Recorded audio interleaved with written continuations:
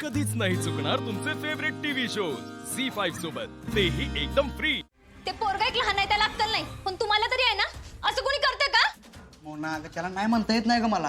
हो त्याला काहीही वाटेल, पण आता त्यांचं लग्न ठरलेल ना, आणि हे सगळं केल्यामुळे त्यांची भांडणं होणार नाहीत का परत? अहो त्यांचं ठरलेलं लग्न मोडेल. मोडलं पाहिजे. मोना दीदी आणि दाजी एकत्र आले पाहिजेत. काय बाई, त्या दोघांना सोडून अख्ख्या जगाला वाटतंय एकत्र आले पाहिजे म्हणे. मोना अगं समजून घे की जरा तू. आम्हाला त्यांना एकत्र आणू शकतो. मोना तू प्लीज कुणाला काय सांगू नको. वाटल्यास मी तुला पाहिजे ती देतो, पण तू कुणाला काय सांगू नको. पाहिजे ते हो बघा. हो मोना अगं आम्ही सगळा प्लॅन केलाय ग. उद्या दीदीला आणि दाजींना आम्ही आसगावला पण बोलवलंय. फक्त तू कुणाला काय बोलू नको. तुला माझी शपथ आहे, तुला तुझी शपथ आहे.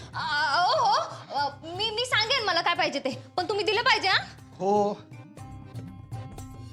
तुम्ही गोळ्या औषधं घेताय ना टायमिंगला? घेतो ना. घेताय ना? आजची घेतली का? हा हे बघ ठीक आहे, आजची घेतली ना. मी काय म्हणतो ऐका, तुम्ही आहे ना विचार जरा कमी करा, म्हणजे उगाच लोड घेत जाऊ नका. आणि काय वाटलं ना बिंदास मला फोन करत जा. नाही तर अर्ज गेल्या ड्युटी चौकीत असताना फोन कसा करायचा असला अजिबात विचार करायचा नाही. काय दादा? हा हो अर्जुन बरोबर बोलतोय विनय काका.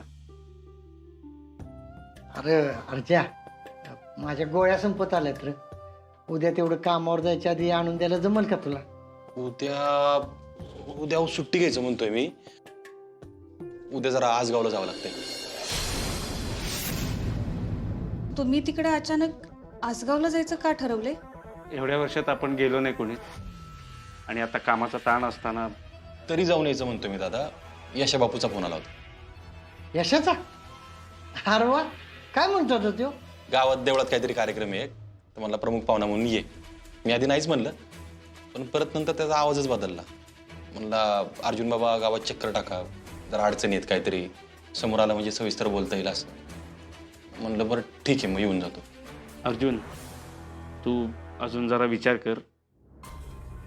जिथं सरकार आणि सुजय सारखी माणसं असतील तिथं काय होणार आहे अजून? नाही पर यशाला नक्की काय म्हणायचंय ना, ती गावात गेल्याशिवाय नाही कळणार. पण भाऊजी, तुम्ही तिकडे गेलात आणि सरकार किंवा सुजय भाऊजी भेटले तर तुमचा अख्खा दिवस खराब होईल. अहो असं काय नाही होणार होईल. ज्या लोकांना मी किंमतच देत नाही ना, त्यांच्या असण्याने नसण्याने काय फरक पडत नाही. समोर आले काय नाही आले मला काय फरक पडत. अर्जुन तुला मी बोललो नाही, पण तुझ्या साखरपुड्याला सरकार आणि आई आलेले.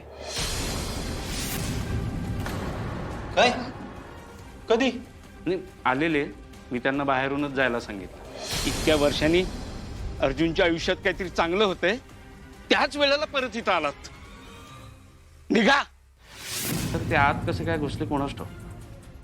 आणि हो, अंगठी घालायच्या वेळेला लाईट त्यांनीच घालवली होती. झी5 ॲप डाउनलोड करा आणि पहा सर्व एपिसोड्स एकदम फ्री।